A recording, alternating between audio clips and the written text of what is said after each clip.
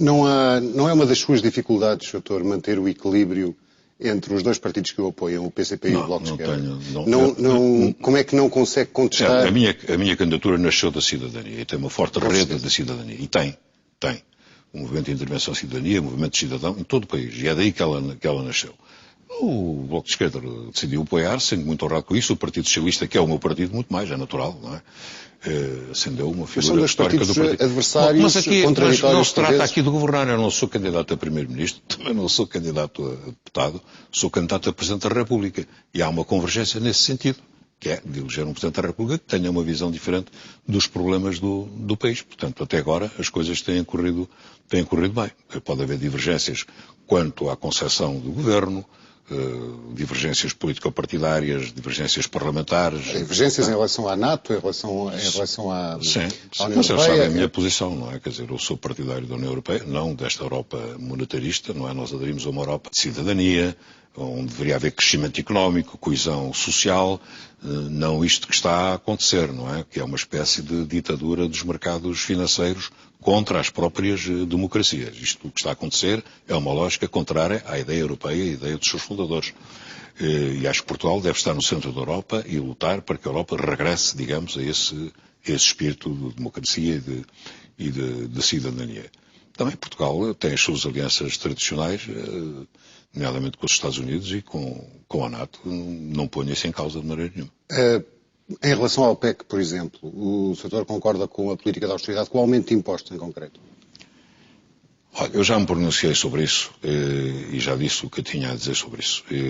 Acho que isso foi uma situação de emergência que resultou da necessidade de financiar a nossa economia e dos estrangulamentos que foram impostos à nossa economia. O problema da dívida soberana, a dificuldade com que os bancos estavam em se financiar, é a situação que resulta, que é uma situação muito difícil, é uma espécie de cerco que está a ser feito. E é muito difícil encontrar soluções alternativas. É pesado, é duro, mas eu acho que sem modificar o quadro europeu, sem se criarem um mecanismo de solidariedade que não existe, por exemplo, nos Estados Unidos, há um orçamento centralizado, há um Estado federal, se há um Estado que está em dificuldades, automaticamente há transferências. Na União Europeia fez a moeda única, a União Monetária, não se fez a União Política, não há a coordenação das políticas económicas, nem há um mecanismo de solidariedade para prever situações desta natureza. E deveria haver. E tem que haver, sob pena da Europa, por este caminho, não ir. E tem de se aprofundar a União Política também? Eu acho que com a União Monetária que acho que é inevitável que se aprofunde a União Política. Ou pelo menos que haja políticas de coordenação económica, não é? Isso não equivale à perda de soberania nacional? Não, se perde a soberania é isto que nós temos. A Europa é uma forma de soberania partilhada.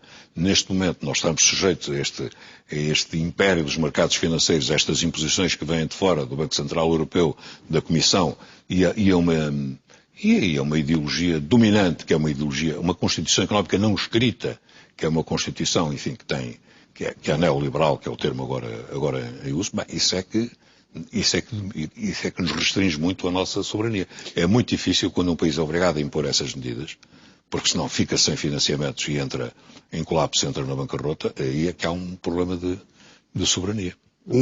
Mas que impressão lhe faz quando vê o governo do seu partido, numa altura em que há 600 mil desempregados, a reduzir os apoios sociais e a aumentar os impostos? Bom, a mim faz-me impressão, não é? Preferia que não fosse assim, mas não pôs em causa o Serviço Público de Segurança Social, não pôs em causa a Segurança Social, tem resistido à pressão que vem do exterior para rever as leis laborais, não cortou no 13º mês, não aceitou a desvalorização dos salários, não é? Em Espanha já houve medidas mais duras do que aqui. Vamos ver até mas também vejo outros a defenderem uma revisão constitucional, ou dizer que há direitos sociais excessivos e que querem pôr em causa o Estado Social, tal como ele está, a escola pública. Mas isso sem a revisão constitucional, sem o Partido Socialista não avança, portanto, e à partida não terá o apoio do Partido Socialista. Não avança, mas sabe que mesmo com esta Constituição eu já vi fazer políticas muito contrárias ao espírito e à letra da Constituição. Mas, doutor, por exemplo, quando era deputado, eu lembro-me de o ver na Assembleia da República, ficaram públicas algumas divergências em relação à sua bancada. Claro. Por exemplo, peço um exercício de imaginação neste momento. Mas eu não sou deputado. Eu sei que não é. Eu estou aqui como candidato a Presidente da República. Com certeza, mas convém que as pessoas saibam também. Sim, claro. Por exemplo, eu votei contra o Código Liberal. Eu sei. Eu votei contra o Código Liberal e votaria a votar, mas neste momento... Este Código Liberal, tal como existe, já incomoda muita gente. Neste momento, as alterações ao subsídio de desemprego, diminuindo os benefícios, menos dinheiro, menos tempo de subsídio de desemprego, como é que o Sr. teria votado?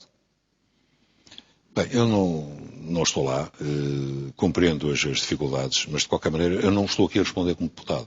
Eu estou a responder como candidato com a presidente. Mas como cidadão. E não cai nessa armadilha. Como cidadão, eu não lhe ponho armadilhas.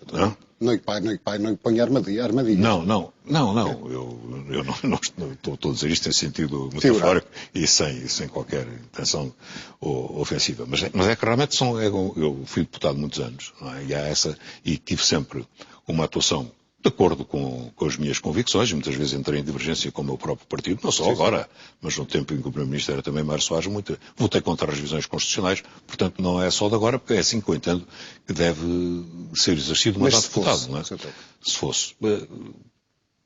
É possível que algumas coisas eu tivesse tido uma posição crítica, com certeza. Teria votado contra esta razão. Bem, não vou responder. Certo, é que o senhor já disse que o combate à crise... Aliás, eu pronunciei-me sobre isso. Um discurso em Bragança em que disse claramente aquilo que pensava, mas não vou estar sempre a repetir. Já disse que o combate à crise não deve ser tanto pela austeridade, eu estou a citá-lo, mas mais E que causou grandes arrepios até nos meus camaradas, esse discurso que eu fiz em Bragança, mas em que explicava também essas medidas no contexto europeu em que nos encontrávamos, mas criticava algumas dessas medidas. Por exemplo, a nacionalização dos CTTs. Não é? Eu li uma entrevista do Sr. O combate à crise não deve ser tanto pela austeridade, mas mais pela reforma política profunda e coesão social. Uma coisa é o rigor financeiro. Consolidação das finanças públicas. Fazer o rigor financeiro e consolidar as finanças públicas não é fazer uma política de direita. Não é. Mas rigor financeiro não é sinónimo de austeridade. Não é a mesma coisa. São coisas diferentes. Nós precisamos de rigor financeiro, de equilibrar as nossas contas públicas, até se queremos defender aquilo que eu entendo que deve ser defendido, que é o Estado Social, os serviços públicos sociais, não é? Isso é uma coisa. Agora, não podemos entrar num círculo vicioso de somar austeridade, recessão, que agora vai haver estes cortes todos, não é? E que depois de 1903 ainda vamos fazer mais. As pessoas não podem viver assim.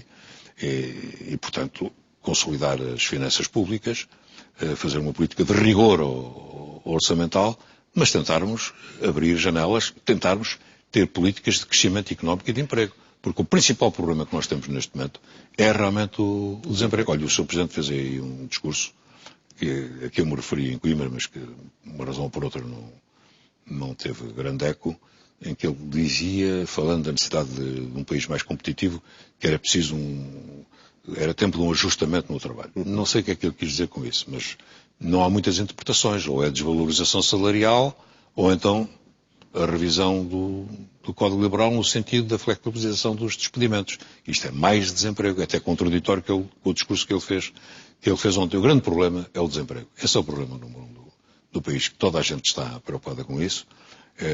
Fazem-se apelos à solidariedade social, mas há uma responsabilidade social do Estado. Há uma responsabilidade social também do Estado. E isso passa neste momento para tentar conjugar uma política de rigor financeiro, de consolidação das finanças públicas, com planos de crescimento económico e políticas de emprego. Aqui e na Europa, porque senão nós vamos ter uma explosão social, que as pessoas não podem aguentar que se some recessão à recessão e austeridade à austeridade. Que é o que está a passar em Portugal, mais ou menos. Que é o que está a passar em Portugal, que é o que está a passar na Espanha, que é o que está a passar na Itália, na França, um pouco por todo lado. Sendo que o Presidente da República ainda ontem chamou a atenção para a necessidade de ter cuidado com as pessoas, de ter as pessoas em primeiro lugar. Mas ao mesmo tempo falou-nos justamente da lei laboral, não é? Eu penso que a única leitura possível é essa, não é? Como é que o senhor... O trabalho, eu não falo da lei laboral, justamente sim, no trabalho. Sim.